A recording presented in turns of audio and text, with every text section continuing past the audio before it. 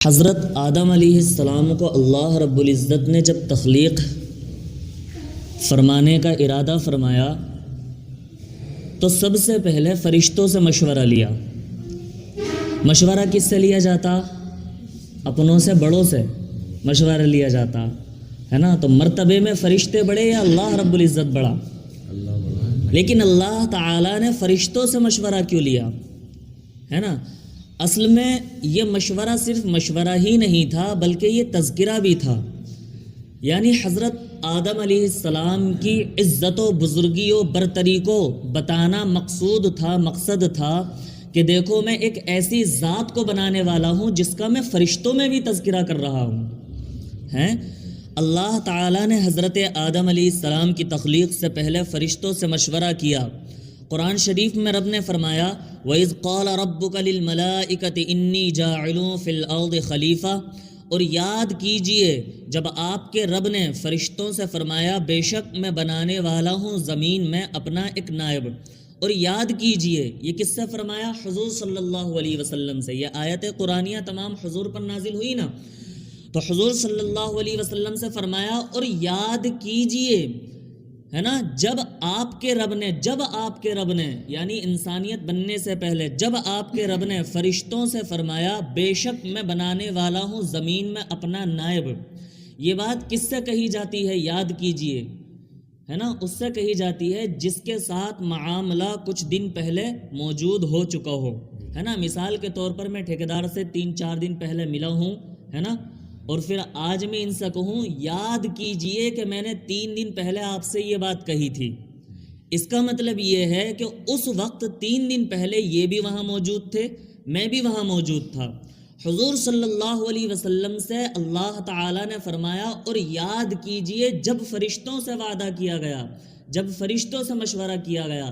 اس کا مطلب یہ ہے کہ حضرت آدم علیہ السلام کی تخلیق سے بھی پہلے حضور صلی اللہ علیہ وسلم وہاں پر موجود تھے ہے نا۔ اسی لیے تو فرمایا یاد کیجئے، کیونکہ یہ معاملہ آقا کے سامنے پہلے ہو چکا ہے، تو فرمایا یاد کیجئے۔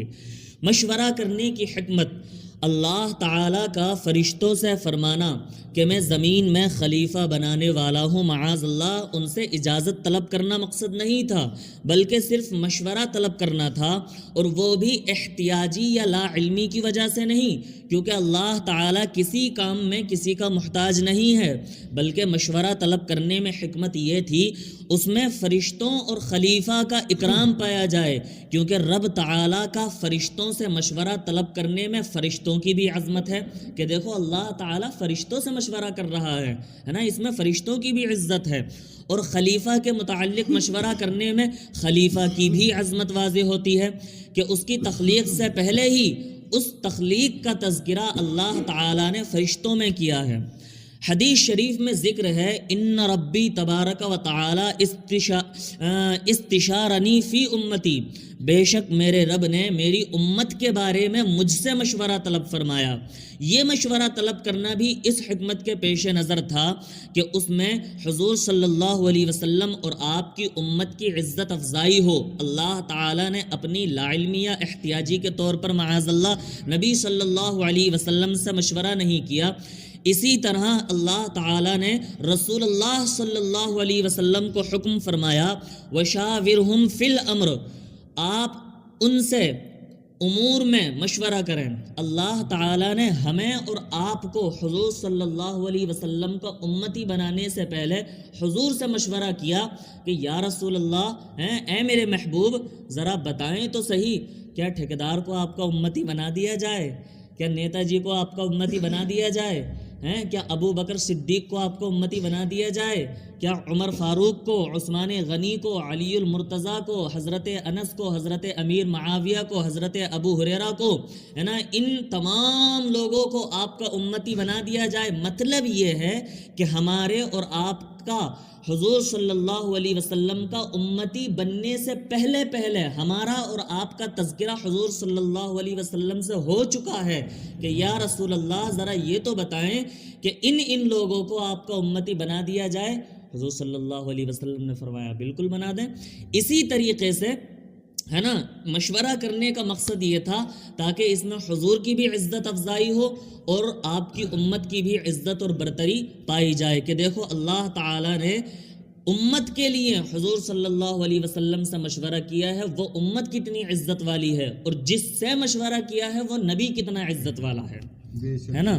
وشاورہم فی الامر، آپ ان سے امور میں مشورہ کریں. حضور صلی اللہ علیہ وسلم سے فرمایا کہ اے محبوب آپ بھی اپنی امت سے مشورہ کیا کریں. مشورہ بڑوں سے ہوتا ہے. حضور صلی اللہ علیہ وسلم کا مرتبہ امتیوں میں سب سے بلند ہے، سب سے بڑا ہے نا. لیکن وجہ کیا ہے؟ یہاں پر امت کا مرتبہ اور عزت بڑھانے کی بات ہے. یہاں صحابہ کرام سے مشورہ کرنے کا حکم اس لیے نہیں دیا گیا کہ آپ صحابہ کرام کے مشورے کے محتاج تھے، بلکہ صحابہ کرام کی عزت افزائی کے لیے مشورے کا حکم دیا گیا. اور اس وجہ سے بھی اللہ تعالیٰ نے فرشتوں سے مشورہ کیا اور نبی کریم صلی اللہ علیہ وسلم کو صحابہ کرام سے مشورہ کرنے کا حکم دیا گیا کہ لوگ اس سے سبق حاصل کریں اور اپنے معاملات میں ایک دوسرے سے مشورہ کر لیا کریں. ہے نا، کیا کر لیا کریں؟ مشورہ کر لیا کریں. خلیفہ بنانے کا مقصد ہی تھا کہ وہ اللہ کے احکام مخلوق تک پہنچائے اور رب تعالیٰ کے اوامر و نواہی، یعنی جن کاموں کا اللہ نے حکم دیا ہے اور جن کاموں سے روکا ہے کا نظام جاری کریں. مسلمانوں کی اکثریت جب اس نظام کو چاہنے والی ہو تو امت مسلمہ کا کفار پر غلبہ رہتا ہے نا. یعنی جب مسلمان ان تمام کاموں کو مانیں جن کا اللہ تعالیٰ نے حکم دیا ہے اور ان تمام کاموں سے باز رہیں جن کو اللہ تعالیٰ نے رکنے کے لیے کہا ہے جن سے، ہے نا، تو امت مسلمہ کا کفار پر غلبہ رہتا ہے. اور جب لوگ اللہ تعالیٰ کے حکم کو چھوڑ دیتے ہیں اور وہ کام کرتے ہیں جن سے اللہ تعالیٰ نے، حضور صلی اللہ علیہ وسلم نے ہمیں روکا ہے، تو پھر اس کا پلٹ ہوتا ہے، یعنی مسلمانوں پر کفار کا غلبہ ہو جاتا ہے جیسا آج ہو رہا ہے. لیکن یہ اسی وقت ہوتا ہے جب مسلمان اپنے ایمان اور اعمال میں کامل ہوں. کامل ایمان کا معیار یہ ہے کہ اللہ تعالیٰ اور رسول صلی اللہ علیہ وسلم کی محبت تمام محبتوں پر غالب ہو اور اللہ کی راہ میں موت کی تمنا کامل اور غالب ہو. حضور صلی اللہ علیہ وسلم کی بارگاہ میں ایک صحابی آئے، عرض کی یا رسول اللہ کیا میرا ایمان مکمل ہو گیا ہے؟ حضور صلی اللہ علیہ وسلم سے کہا، عرض کی یا رسول اللہ میں نمازیں بھی مکمل ادا کرتا ہوں، اپنے گھر والوں کے لیے روزی روٹی کمانے کے لیے باہر جاتا ہوں، یہ بھی ثواب کا کام ہے نا. کوئی شخص اگر اپنے گھر والوں کے لیے کماتا ہوا مرا تو وہ شہید کا درجہ پاتا ہے، یہ بھی ایک ثواب کا کام ہے. میں نمازیں بھی پوری ادا کرتا ہوں، روزے بھی پورے رکھتا ہوں، سارے احکام بجا لاتا ہوں، کیا میرا ایمان مکمل ہو گیا؟ حضور صلی اللہ علیہ وسلم نے فرمایا تمہاری اولاد تمہارے لیے فتنہ ہے، تمہارا مال تمہارے لیے فتنہ ہے، تمہارے ماں باپ تمہارے لیے فتنہ ہے. جب تک تمہاری اولاد سے زیادہ محبت تمہارے دل میں میرے اور اللہ کے لیے نہیں ہوگی تب تک تمہارا ایمان مکمل نہیں ہوگا. جب تک تمہارے دل میں تمہارے مال سے زیادہ محبت میری اور اللہ کی نہیں ہوگی تب تک تمہارا ایمان مکمل نہیں ہوگا. اللہ تعالیٰ کے مشورہ طلب کرنے پر فرشتوں کا تعجب سے سوال. جب اللہ تعالیٰ نے فرشتوں سے خلیفہ بنانے کا مشورہ طلب کیا تو فرشتوں نے تعجب کرتے ہوئے رب تعالیٰ سے سوال کیا، اتجعل فیہا من یفسد فیہا ویسفک الدماء ونحن نسبح بحمدک ونقدس لک، کیا ایسے کو نائب کرے گا جو زمین میں جا کر فساد پھیلائے اور خونریزیاں کرے اور ہم تجھے سراہتے ہوئے تیری تسبیح کرتے اور تیری پاکی بولتے ہیں. یعنی ہم تو تیری تسبیح کرتے ہیں، تیری پاکی بولتے ہیں، تیرا ذکر تذکرہ کرتے ہیں، تیری عبادت کرتے ہیں، لیکن تو ایسی ذات کو خلیفہ بنانے والا ہے جو زمین میں جا کر کیا کریں گے؟ خونریزیاں کریں گے، فساد پھیلائیں گے، لڑائی جھگڑے کریں گے. فرشتوں نے رب تعالیٰ پر کوئی اعتراض نہیں کیا اور نہ ہی کوئی مخالفت کی، بلکہ ان کو اللہ تعالیٰ نے پہلے ہی یہ علم دے رکھا تھا کہ جو خلیفہ میں بنانے والا ہوں اس میں اور اس کی اولاد میں عناصر اربع کی آمیزش ہوگی. عناصر اربع یعنی 4 چیزیں، آگ، ہوا، پانی اور مٹی. آمیزش ہوگی جو ایک دوسرے کے مخالف ہوں گے، یعنی آگ، مٹی، پانی، ہوا کا مجموعہ ہوگا۔ آگ، ہوا، پانی اور مٹی یہ چاروں کیا ہیں؟ ایک دوسرے کے مخالف ہوتے ہیں، ہے نا۔